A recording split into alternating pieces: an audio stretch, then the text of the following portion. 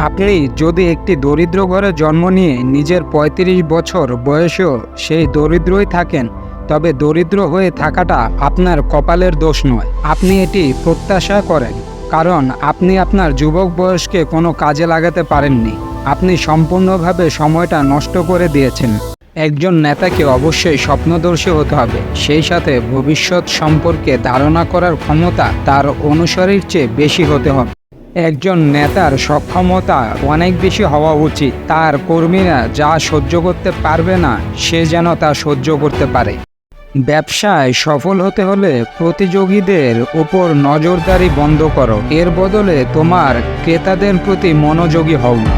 অতি বুদ্ধিমানদের টিমের লিডার একজন বোকা লোক হওয়া উচিত। যদি একটি টিমে সবাই বিজ্ঞানী হয়, তবে তাদের নেতৃত্বে একজন অবিজ্ঞানী থাকলে ভালো, কারণ তার চিন্তা ভাবনা হবে আলাদা। তার কাজ হবে বিজ্ঞানীরা যে প্রজেক্টে আছে সেটা নিয়েই যেন গবেষণা করে তা নিশ্চিত করা।